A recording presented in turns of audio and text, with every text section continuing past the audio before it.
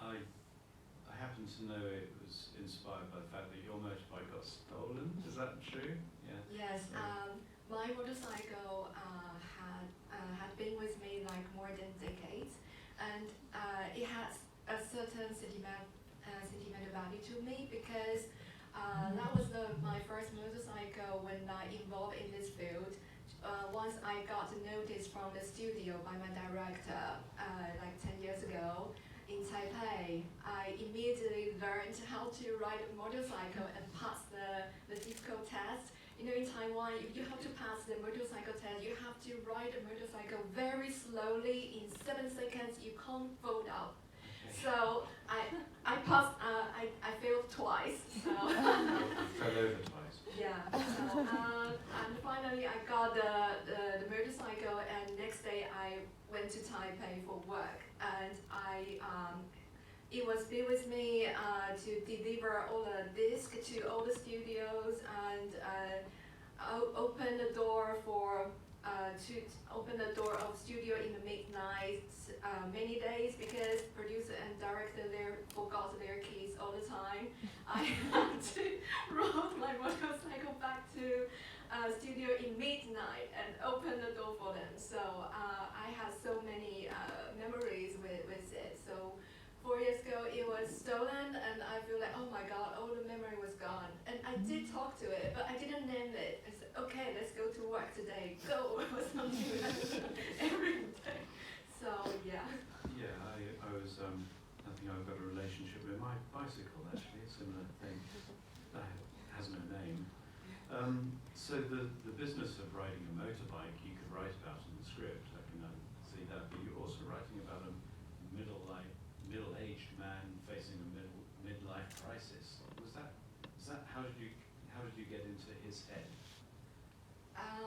Just my observation of the society in Asia. I noticed that Asian men, especially my father's generation and my grandfather, the generation they were raised by the Japanese culture background, they were so wordless and difficult to express their feelings to their family members.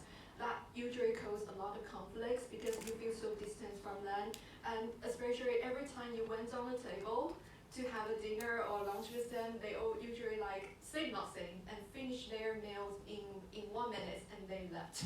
So you didn't even have it's always very stressful to have dinner with my father as well. So I just realized like, okay, what if a man can have his personal growth even after middle age?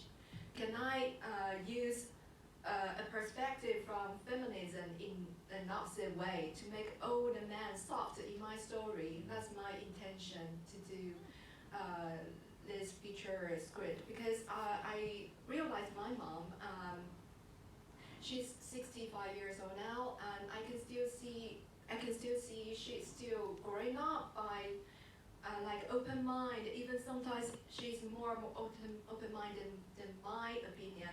But my father was stuck in like 15 years old, 20s. Like he still talks like that way. He didn't change at all. What if a man can learn to let go and accept new opportunities and learn new things in their life after middle age? That's my idea came from. So yes, so you're describing that sort of classic Asian stoic male, and sort of because of their upbringing and the way they behave, quite similar to your script with the elderly German woman who is kind of, I will deal with my life under these circumstances. I'll present myself this way. It must have been a challenge though for you as a scriptwriter to work with a character like that. When they're offering so little to you. I mean, how do we connect with them and before they have recognised that they must accept and change? Was that hard for you to write? Yes, I find it was so difficult from the beginning. I was in a dilemma that should I go plot first or character first. I even had an idea that I should go this story in a sci-fi story, and then I realized realized it was totally wrong because it was like a Western genre story, but I could project my identity in there. I couldn't write a story like that and feel like, oh, it just, technique things, nothing related to culture. So in the end, I back to my culture background and think about those people I care about. I literally live in a neighborhood that is quite solitary. It just happens in my story as well. They have a group, help each other, and I see the Taiwanese trait in them, like people who runs a restaurant in my neighborhood.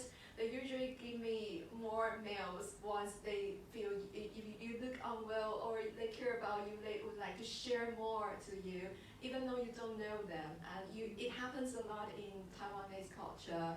You see people are very friendly there, and I miss them most.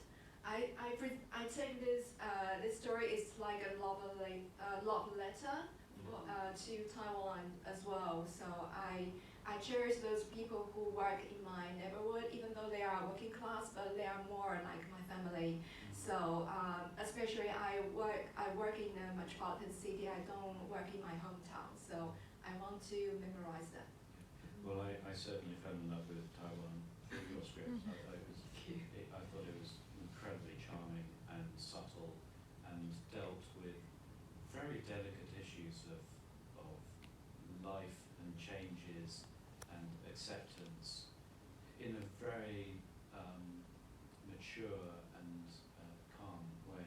Can I just ask you about the magical realism element of your script? Because this is the connection he has with the motorbike, and the motorbike seems to connect with him. I don't believe other people can hear that. But what were you trying to achieve with that? Is that somehow expressing his affection for something that was hidden from other people? Yes, it took me a while to explore how to explain the relationship between the motorcycle and Lin. And I just realized my protagonist, he's exploring his journey, and because he's difficult to express himself. And that reminds my father, every time when he tried to get away or something, or some people, he would say, oh, my daughter say she doesn't like that. My daughter say she is rushed to somewhere. I'm going to take her to somewhere else. My daughter said, no, not like, she doesn't like this, or she doesn't like that. But I realized it was him doesn't like that. Yeah. So I think this motorcycle is the same function as mine. So I just realized, why men always talking like that? Why can't they just express, this is what you want, this is what you hate, why don't you just say it? So I put motorcycle as the second voice, and during the session, we watched The Pianist by Jane Campion. And I realized, wow, the piano and her daughter are the antagonist, second voice and third voice. I didn't realize we could use this kind of metaphor in our script, and I tried to use it in my story. Super. Can you tell us what you're working on since leaving LFS, and what perhaps collaborations you're seeking out now? Yes, during these 3 months, I went back to Taiwan, and I met my mentor's friend. She is a script consultant of film festival workshop, and she went to Taiwan in late November, and she was very kind. She read my script and gave me some feedback. So I combined